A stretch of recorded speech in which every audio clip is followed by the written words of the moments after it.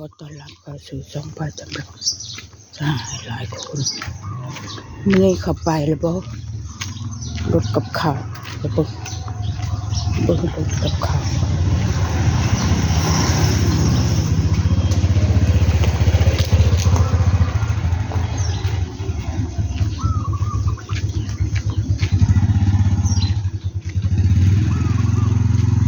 ไปแล้วนะมา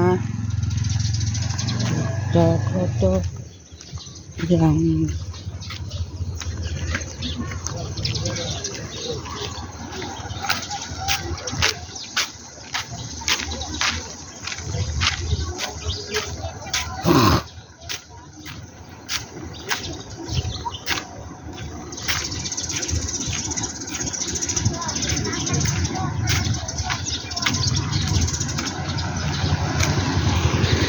แม่แหลมไปนายบุญเนี่ยคือเครื่องปืนเลยว่ะดอกไม้บ้านแม่ดำข่าวสักครั้ง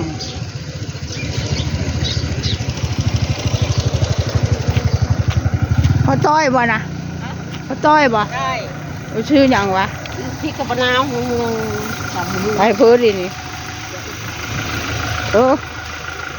ชิไปแล้วชิไปเลยจะไปแล้วมาหมดคนมักพักอะไรสักบาทแล้วก็20ค่ะอะไรมั่งมีอะไรมั่งคะก็จะเอาไปแกงใส่หน่อไม้น่ะมีอะไรมั่ง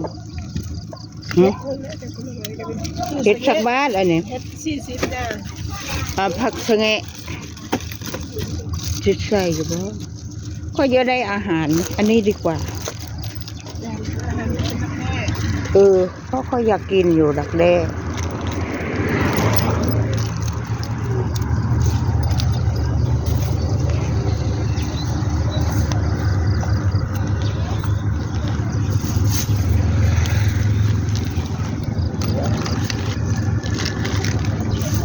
วัน10 บาทนะ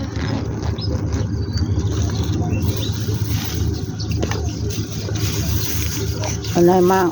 มีอะไรมั่งเบิ่งไปเลือกเบิ่งของหวานจ้ะอีหยังนี่แม่จอยผักขี้ขมค่ะผักขี้ขมหอยผักอันนี้เอามาสิเลยนี่เอามาตะทงหน้าน้ำโพมของเขาปลูกมาตัวเศร้าน้ำโพมเขาอันนี้สุกแล้วบ่เลยสุกแล้วไข่ต้มไข่เป็ดบ่แม่นไ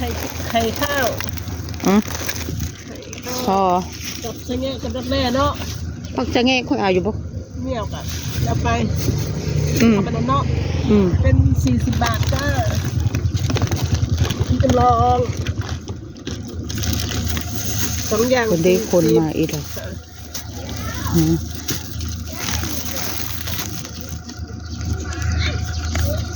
มาเก็บตกบ่น่ะทุ่งนามือวะตกอยู่ลุงว่างว่าคำทุกคนน้ำพันบ้านนายอผมน้ำพันฮอดบ่คุ้งเนาะมันยังบ่อิ่มเนาะกันก็ได้แถวหน้าทุกค่อยนั่นแล้วแถวหนองค่อยนั่นละได้อกหันมันอ่างอยู่สักหน่อยก็ไปว่าแม่มันยังบ่อิ่มกระโดดได้20เอาไปตอนนี้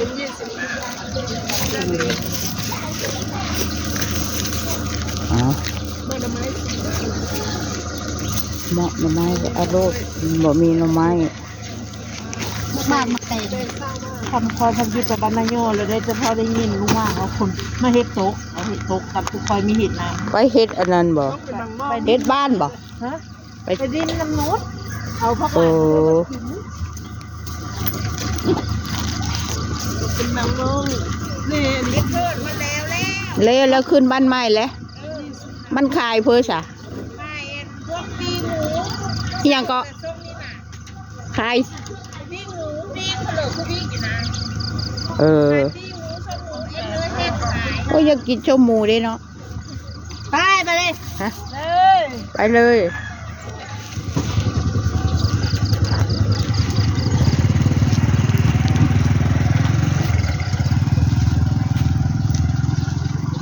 เดี๋ยวจะแวะไปขอฝักเน่าบ้านนั้น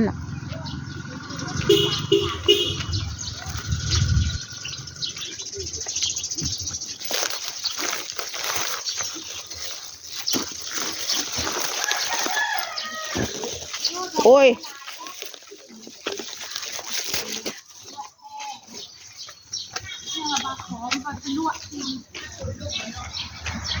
บ่แพ้ดอกแคเราพุ่น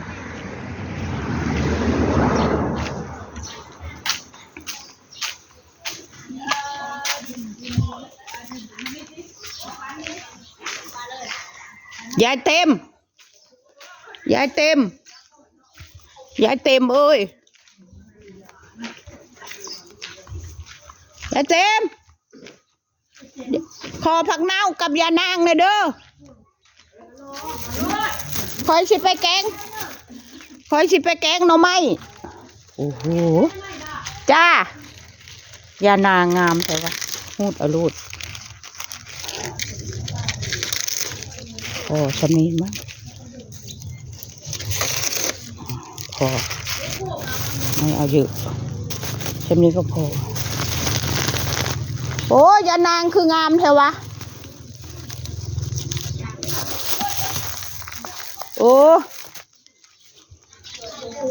ผักเน่าก็กำลังตื่น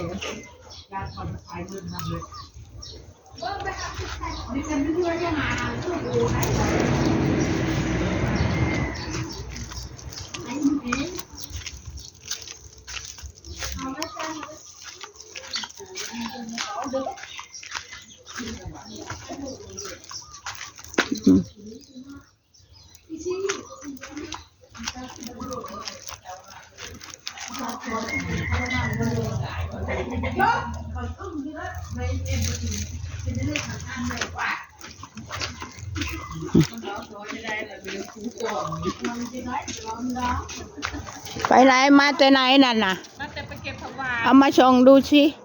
ได้หยิบหนึ่ง เว้ย เอาอีหลี มันยังไม่ป่ง นั่นดิ ผักหวานเจ้านะบอก บ่แล้วผักหวานโคก โอ้ยมันเลยเบิ้งโอ้โทรศัพท์นึกว่าผักหวาน ผักหวานได้หยิบหนึ่ง โอ้ยไปเก็บผักหวานได้หยิบหนึ่งวะ ไปในนี้อู้ของเจ้าของ แม่ ว่าเต็มต้นอยู่หุ่นเอาไปได้ ใช่เหรอ นั่นดิโซนต้นผักหวานทั้งเบิดเลยนั่นเลย นี่ไปคืนชาวบักลงรถอ่ะคันมันมีเท่านี้ เลยจะคืออันพ่อใหญ่สิงอันหุ่นไปล้านนี่ อันนั้นบ่ ปู่ ฮิปไป ไปปลายเมฆหลังคาย่ายผม อยู่เบกอ่อนผู้อยู่เบกอ่อนเบกแก่ผู้โอ้ยย่านมึงครบป้าอย่านางอีนายนี่งามแท้ ข้ามพญานางไปนะหาหน่อไม้มาแกง หน่อไม้ไปนาวานนี้เลยได้หน่อไม้เชล่ะ ด้วยแน่ เออ คือเอาน้อยเสียอย่างนั้น โอ้ยพอแล้วได้พอแล้วเอาไปพลุกเนี่ยเอาเลยเนาะเนี่ย ทำเขียวว่ะไม่ได้อยู่ นี่เอาเป็นเพอมานั่นน่ะ โอ้ยมันคันเป็นก็ เฮ็ดกินเพอนั่นน่ะ กินหมา เกลือมาดุเถอะผู้เล่าใกล้คือเล่าคนน่ะนะเอ๊ะดูดิดูดิดูดิ ต่ำที่ดีเนาะ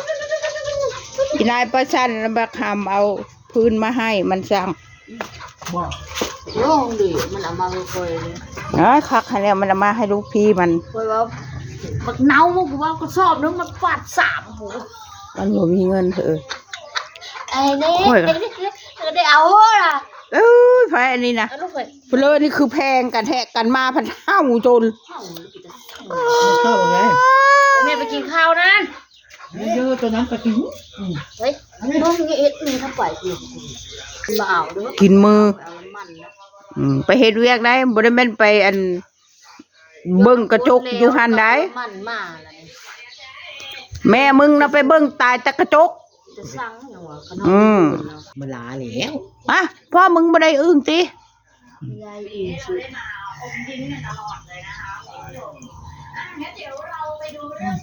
เสียงเฮ้ยว้าวว้าว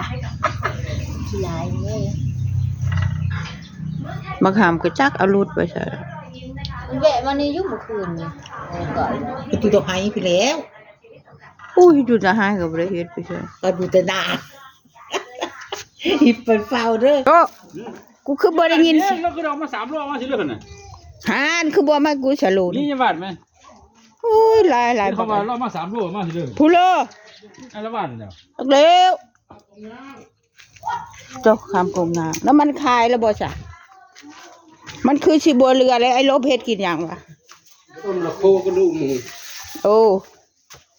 ชื่อชิเลกระดูกหมู ชื่อน้ำพอต้อยแต่ไม่ชื่อไม่เลยเอาไป เออ ซื้อไว้กินเนื้อ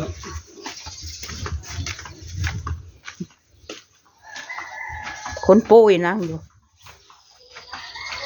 คนป่วย จริง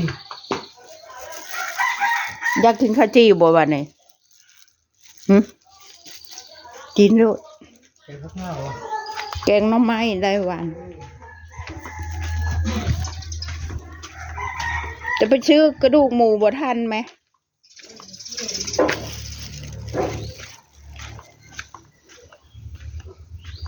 ก็มีได้ใส่แล้ว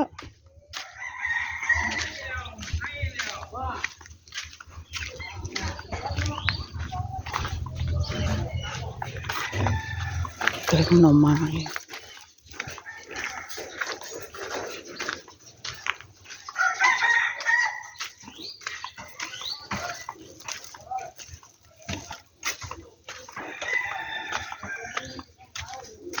แต่ได้อึ่งว่ะ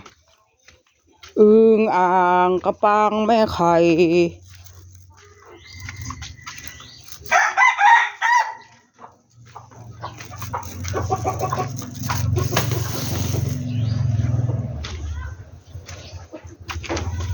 เดี๋ยวว่าได้พายมอดแล้วหั่นนะ